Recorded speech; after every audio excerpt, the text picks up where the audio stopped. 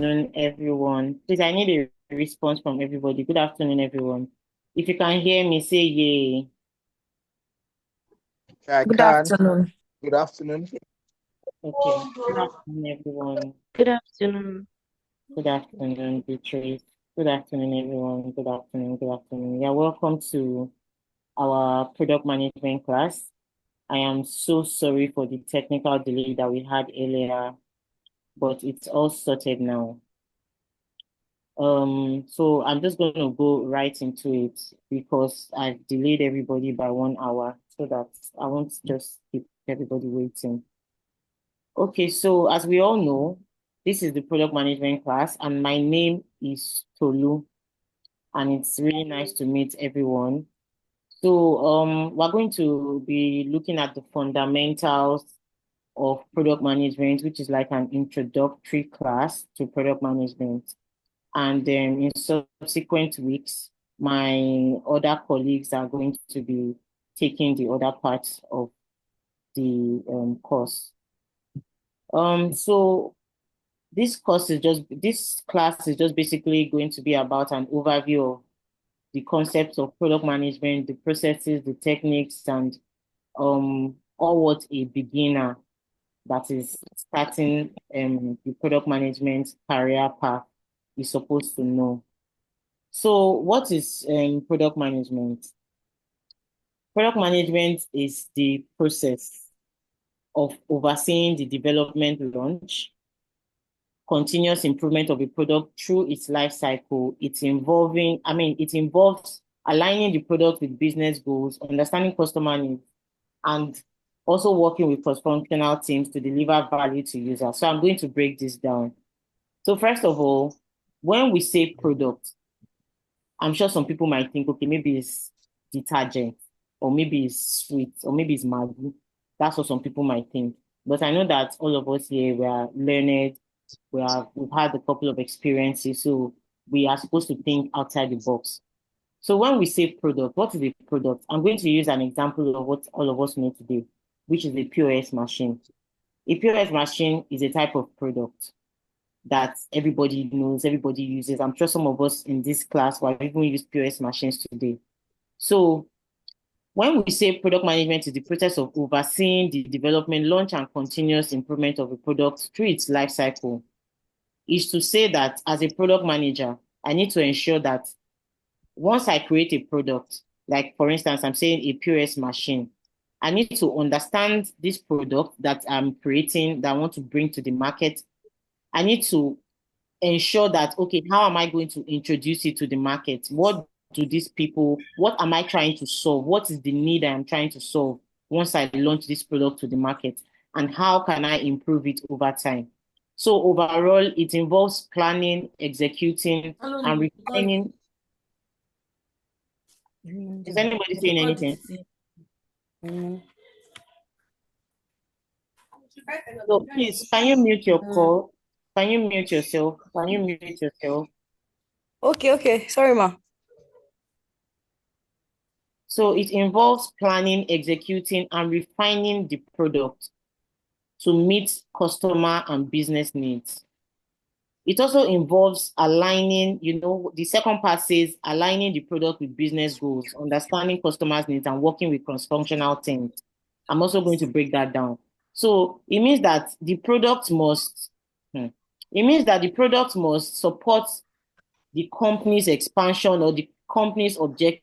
For instance, a product manager can be the CEO, or the product manager can be a stakeholder amongst a group of people that have come together to say, okay, let us create this product. So as a product manager, we must make sure that it supports the company's objective, such as revenue growth. Revenue growth is, okay, how much are we going to make from this product when we push it to the market? It must support market expansion. And also we need to look at the customer retention over time. So product managers must research and analyze the customer's needs to create solutions, to create products that will solve real life problems. And then once this is done, they get to collaborate with teams such as engineering, which is back-end, front-end designers, quality assurance engineers, marketing, sales, and the likes, so as to make sure that we bring this product to life. Then Okay. the last part says to deliver value to users and the organization. Like I said earlier, a product manager could be the CEO of the Yes, can company. be you. Or It can be yourself. Just the pro- Jennifer. Jennifer Funga Miriam, Akindele. can you mute your call? Miriam, can you mute Ah, yourself, please? I'm sorry. Sorry guys, sorry for So who the is a class rep? Class rep is sorry to do. Class rep is your duty to ensure that people are muted so that it doesn't distract the tutor. So please do your job. Help mute those that are not muted. And please, if you are not on mute, please mute yourself. Thank you. and then somebody is writing somebody is writing on the what's it called on the screen. So please, I don't know the kind of measures we got to put to that. So please let's go on. So sorry about that. So the last part says that to deliver value to users and the organization. So like I said earlier, a product manager can be the CEO of the company or a member of the stakeholders, a member among the stakeholders. Stakeholders involves CEO, the owner, which is like the owner of the company, the people that maybe operation officer, risk management, and all of that. Like all the departments that make up a company is what is called stakeholders. So to deliver value to users, which is the customers, and then the people that we're working with, which is the organization, which is the people that have come together to say, let us take this product to the market. So the ultimate goal is to make sure, as a product manager, the ultimate goal is to make sure that we create a product that benefits both the customer.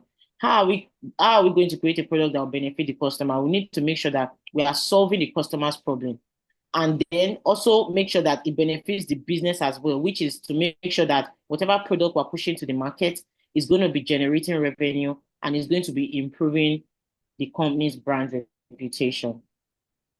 So I'm just going to go to the next slide. So the next slide speaks about objectives of a product manager. As a product manager, we must be visionary. Visionary means that a product manager is supposed to set the vision, set the strategy, set the road and set the roadmap for the product. Vision is okay. I want to create a POS machine to the market now. I want to take over. Everybody knows that there's money points, there's OP in the market right there, right now. So to say I want to create my own POS machine and push it to the market, and I want it to take over money point. I want it to take over OP, which means that as a product manager, I have to think of better ways. I have to say, okay, do market research, do analysis, and say, what is money point POS doing right now? What are the customers complaining about? What is it that money point POS or OP's POS have that what is it that they don't have that I can build into my own POS to push to the market? So that's a setting the vision. Strategy is okay, these are the features that I'm going to make sure that I put in my own to make sure that it takes over the POS that's currently in the market. And the roadmap for the product, which I'm going to be talking about better much later. Roadmap is okay, for instance, now if you want to cook rice, you have to wash the rice. You have to parboil the rice. You have to put the rice on fire. You have to light your gas. That's like a process. So for every product that you want to take to the market, you need to make sure that there's a process that you have set out. That is what is called roadmap in product management. For instance, you can decide to say, okay, if I'm building this product, this is what I want to do first. This is what I want to do second. This is what I want to do thirdly. So that is what a roadmap is in product management. A product manager should also be a customer advocate because they represent the voice of the customer, ensuring that the product meets their customers' needs. This is because as a product manager, before you launch your product, you would have gone to the market, you would have gone to do surveys, you would have gone to carry out analysis to make sure that you are actually solving a need, because you don't want to put a product out there where you're just going to waste money trying to build it or trying to market it, and then it's not going to bring back revenue, it's not going to generate revenue. So that is what being a customer advocate as a product manager is. As a collaborator, a product manager must also be a collaborator in the sense that we have to work closely with cross-functional teams. Like I mentioned earlier, cross-functional teams include engineering, marketing, sales, back-end, front-end, designers, and the likes to make sure that we bring the product to life. Now, what are the key responsibilities of a product manager?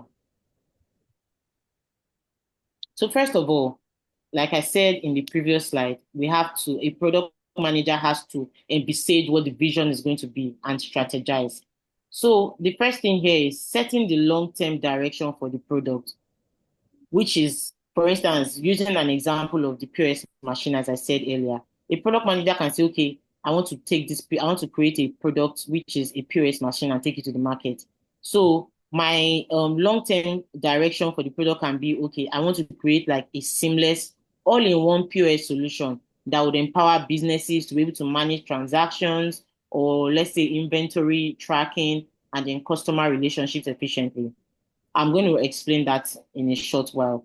In case I'm speaking too much big English, I'm going to be explaining it. So once a customer can set this direction and say, okay, or this vision and strategy to say, okay, this is the type of POS I want to put in the market, it's going to be able to guide the product manager to know, okay, these are the features I want to develop. For instance, do I want to develop a payment processing first, a payment processing feature first? Or do I want to process the inventory tracking first? Or do I want to, for instance, like customer loyalty programs? Not all products have it, but these are the kind of incentives that when you put it on your products, it's going to bring a lot of users, it's going to attract a lot of users to your product.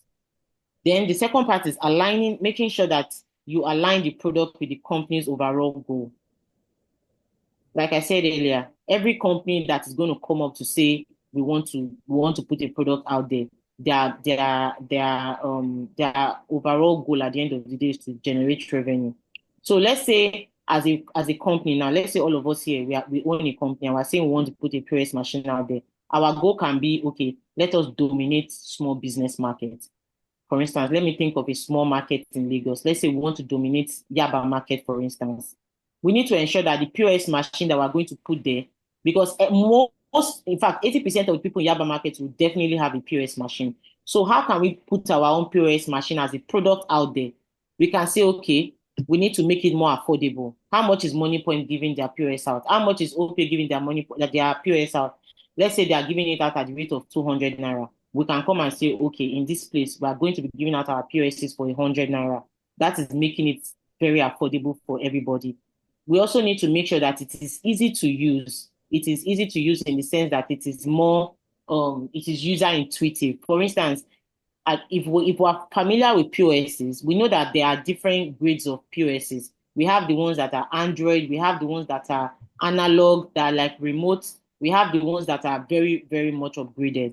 So we need to make sure that we have a way of countering all these things that are out there already to make sure that our own POS is maybe easy to use. Maybe instead of having to put your PIN, put in your card and all of that, we just say as soon as your card comes close, the thing takes the money. Or, just something like that to make sure that we're just trying to reduce the number of steps that a user has to go through when they're using the POS. That means it is easy to use. And then we also need to make sure that it is scalable for growing businesses.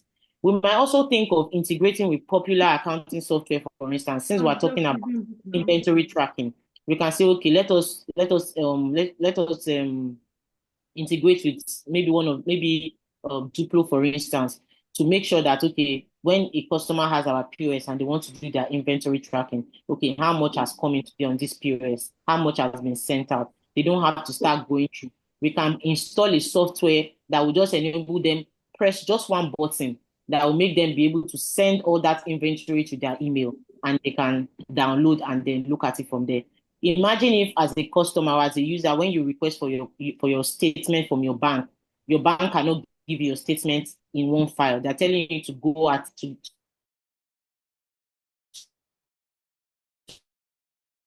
look at it one after. So that's an example by saying we need to make sure that what we do is solving the customer's needs. The second point here is to be able to understand the customer's needs. Like I said earlier, to be able to understand the customer's needs, we need to, as a product manager, you need to conduct a lot of user researches. You need to do interviews, you need to carry out surveys. Using the POS machine as an example again, I might decide that, okay, as a product manager, I want to interview small business owners to understand their pain points.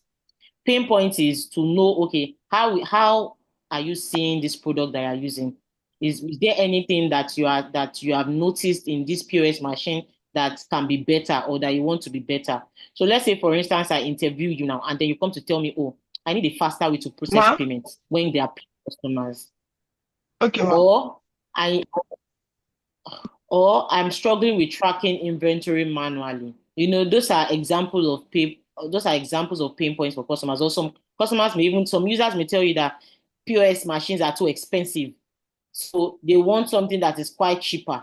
So when we now identify these pain points and opportunities, we will now use it to build an affordable product. We'll use it to build something that can counter what is already there, which is solving their needs. So we can now go ahead and say, okay, we're building an affordable POS machine with automated inventory tracking, like I explained earlier. I hope you guys are understanding. Please, can anybody hear me? So that I won't just keep talking. Yes, So I ma'am. may have to use your laptop to Yes, join ma'am. the same question. Okay, Yes, thank you ma'am. very much. Thank you very much. So the third point here is prioritizing features and requirements. This one is a little bit complex, but I'll make sure that I explain it very well. Prioritizing features and requirements is as a product manager, you need to decide what to build and when based on users' needs and business values. And this is going to be as a result of the research that has been carried out before. So, for example, now I can decide in my POS, I want to do payment processing with core function. That means, payment processing is like the basic thing that happens on POS, which is like the core functionality that every business needs. I can decide to also say, okay, I want to do my inventory management, which also solves a major pain point for users.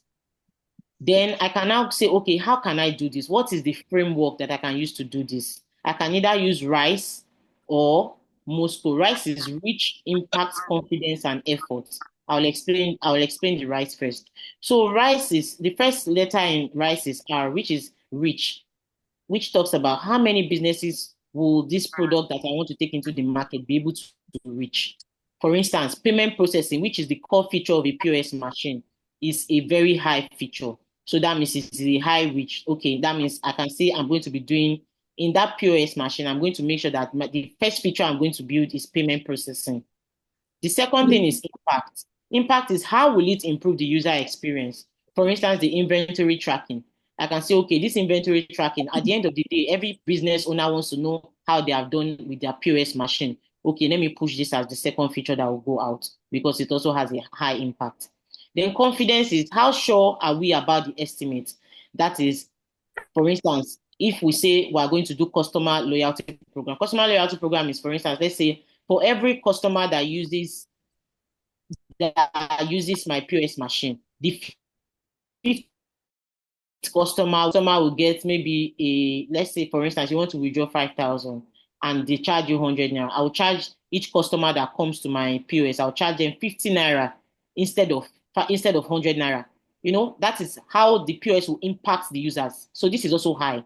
So that means this is it. Sorry, not impact, it's confidence. That means I'm confident that the estimate that is going to come out of this is going to be worth it. So I can decide to push that feature out. Then effort is how much time and resources will it take?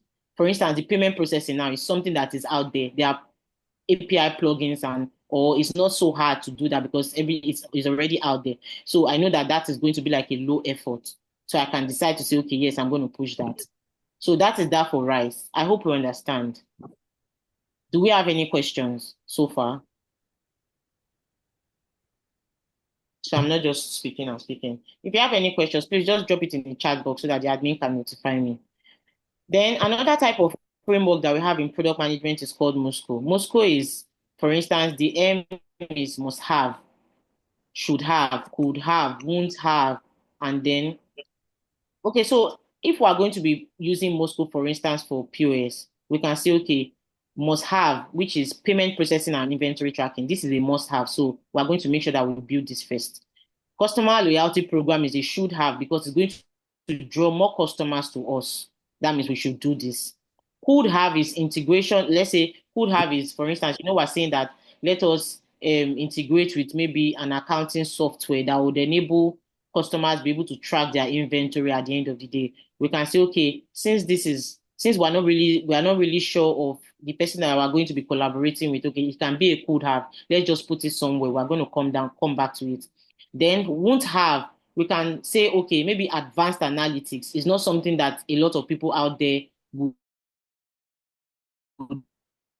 need. Of businesses in a small market, most of them will not be so educated, so they might not need this advanced analytics. So we can say, okay, we don't need this for now. So using this framework, the product manager has successfully ensured that the POS machine that we're pushing to the market as a product is designed to help customers, businesses thrive by offering something that is affordable, something that is user friendly, and something that has a rich solution. So the next point here is understanding, collaborating with cross-functional teams. I'm not going to dwell so much on this because I've spoken about it before, which is working. When you are building a product, you cannot build it alone as a product manager. You need to work with all these teams that are in this box, as you can see.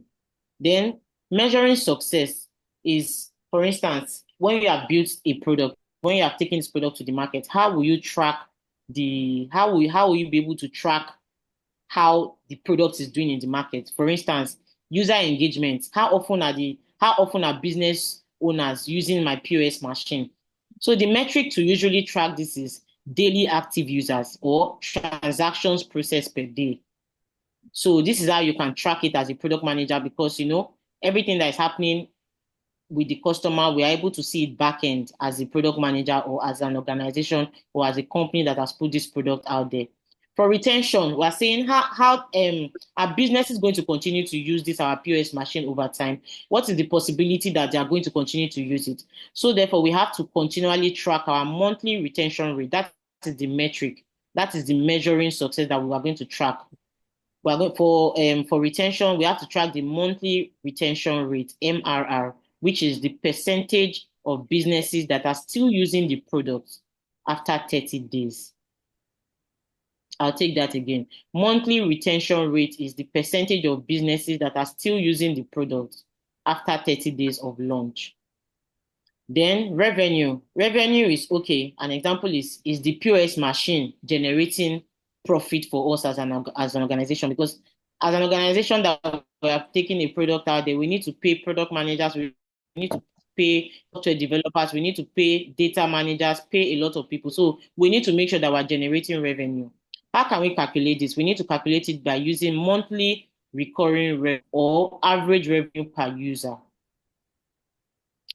Also, using data to make informed decisions. For instance, now, like I explained earlier, we need to monitor our monthly retention rate. So if the retention rate is low, as a product manager, we need to investigate and find out, okay, what are the businesses struggling with? What features are they struggling with? And then we can improve the solutions or improve, is it the interface? We should make sure that we improve it and maybe drop tutorials on how they can use it to make sure that everything is, to make sure that they know what they are using.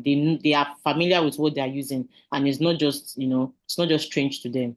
So if revenue is below target, for instance, the product manager would have to discover more pricing plans. Like, okay, is this pricing plan too high for small businesses? And then can maybe introduce like a more affordable price for them, just to make sure that, we're just in the middle, because product managers are usually in the middle of customers and the organization.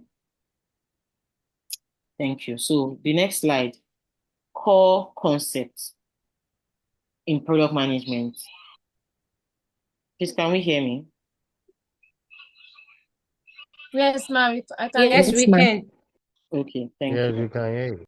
So, core concepts in product management. First of all, as a product manager, like I explained earlier, you need to have a vision, which is the why behind the product, what problem it solves, and its long-term impact. Like we've been using this POS as an example. What is POS solving? I know a lot of us have not used ATM machines in a long time. For me now, I've not used ATM machine in over a year. Why? Because I can just walk downstairs my house and there will be a POS just beside my gate, and I'll just use my POS and go my way, instead of having to look for banks and having to join the long queues and all of that. So a POS machine has solved a lot of problems. It has solved the problem of you having to go to a long queue. It has solved the problem of you having to look for banks. It has solved the problem of you having to waste your time. If you are going out or if you have to get somewhere quickly, you can just use a POS machine.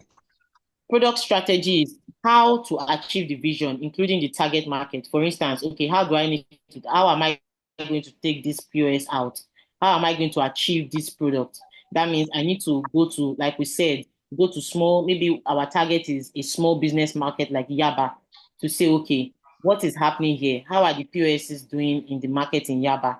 How can I make sure that I give them a cheaper POS rate? How can I make sure that if other POSs are charging 100 naira, I charge 50 naira so that I can attract users? That is a strategy. Roadmap is a high level planning outlining the product development timeline.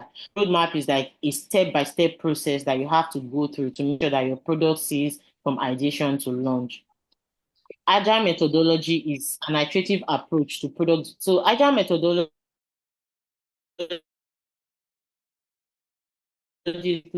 um I want my product to go live.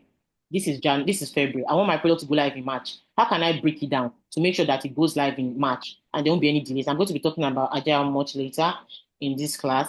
So that is Agile methodology. Then go to market strategy is our plan for launching the product, including, okay, when we're ready to when we're ready to send this our product to market, do I want to go to the radio to put it out there? Do I want to advertise it on YouTube? Sometimes when we're playing these Candy Crush games or some of these games, we see how different products are popping up, different adverts are popping up on our screens. So I can say, okay, is this how I want to put my product out there? You just have to strategize on how we are going to take this product to the market. So then principles of design thinking. As a product manager, we need to be very, we need to think outside the box. Because if you don't think out, there are 1 million, for instance, a POS, we know how many POS machines are out there. If you are saying, okay, I want to launch this product today, there are 1,000,001 people thinking the same way. So if you are not thinking outside the box, if you are not strategic about how your product is going to launch, it's going to be a failure before arrival. So first of all, we need to be empathizing as a product manager, which is for us to deeply understand the user needs and pain points through thorough research, like I explained earlier. Then we need to be able to clearly define the problem to be solved and the user's outcome. Thirdly, we need to be able to generate creative solutions and brainstorm potential product features, like I explained earlier. If we're coming together in this group today now to say we want to put a POS machine out there, how can we make sure it's better than what is out there? What are the features that we can put, that we can add to make sure that it stands out in the market? That's an example of idea. Then prototype. Prototype is to create a low fidelity to be able to test and refine ideas. Some of us that might be joining the design class might get like a broader knowledge of this when you join, because for prototype, you need to, there's something called Figma in product management. Figma is where you say, okay, let me break it down to our life. Most of us, I'm sure we have to-do list. To-do list is like writing it down to say, okay, this is how I want my day to be. So prototype is like having a drawing, say, let me see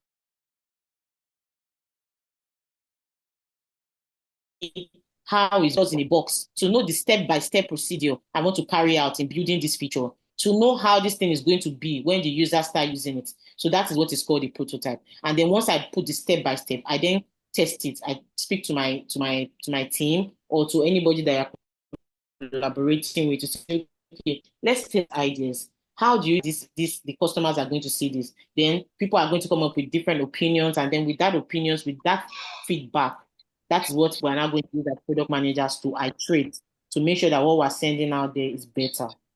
Test is gather user feedback on prototypes and iterate based on insight, which is what I've explained earlier. Our class is 26 minutes, so let's not waste time. So, like I said earlier, I'm going to be talking about Agile. What is Agile in product management? Agile is a flexible, iterative approach to product development, focuses on delivering value to users quickly. If you remember when I was giving an example of Agile, I said, if we're in February, for instance, and I want to launch a product in March, it sounds insane. It sounds like it's not doable. But with an Agile methodology, it is doable because I'll be able to break it down into how I want it to be. So it emphasizes collaboration, which means everybody must be ready to work. Everybody must be ready to think outside the box, adaptability, and incremental progress over rigid planning. Like I said, it will sound insane, but it's doable. So over rigid planning and long development cycles rather. So one thing that Agile helps us to do is that, for instance, it helps us to be able to it helps us to be able to understand, okay, how are we supposed to break this down? For instance, how do we okay, so in Agile now, there are four different things that usually happens in Agile. For instance, we have something called sprints, which is like the short development cycles where specific features or improvements are going to be built. So a sprint, for instance, is usually between 2 to 4 weeks. For instance, let's say I want to build, don't let's say a POS machine because that is like almost impossible. But let us just assume for the purpose of this class that it is possible. And we say we want to build a POS machine. So we have to, in the space of, let's say, 2 months. So we have to say, okay, let us see how we can break it down into short development cycles, which is what is called a sprint. That means for sprint one, we can say we want to build the core payment process feature. For sprint two, we can say we want to add, all those features that I mentioned from the beginning. We then divide it into 8 sprints. Let's say we are going to build it for, although a sprint is usually 2 to 4 weeks. So let's say, okay, don't let me say 8 weeks. Let's say let me say 2 to 4 weeks. So let's say the first week we build the core payment processing feature. Sprint two, we say, okay, we want to build the inventory, the basic inventory tracking based on user feedback that we have gotten. Then sprint three, we can say we want to improve the user interface and fix bugs reported by earlier users. Sprint four, we can say we want to introduce a customer loyalty program based on market research or based on feedback that we have gotten. So that is what Agile product management is about. Does anybody have questions before I move forward? I continue the question. So we also have some key principles of Agile in product management. For instance, like I said earlier, it helps break the product into small, manageable chunks called sprints or iterations. It helps us to be able to deliver a working version of the product at each end of the iteration. It also helps us work closely with customers and stakeholders and our individual teams to be able to gather feedback so that we'll be able to refine the product and updated version that would solve the customer's needs that is out there at every point in time. Agile also helps us respond to changes in user needs, which is either market conditions or business goals very quickly. And also, it helps us to regularly reflect on the processes and outcomes to be able to identify areas for improvement in the product. And overall, it helps us to be able to collaborate with our teams very efficiently. Please, can we mute that person that is disturbing us?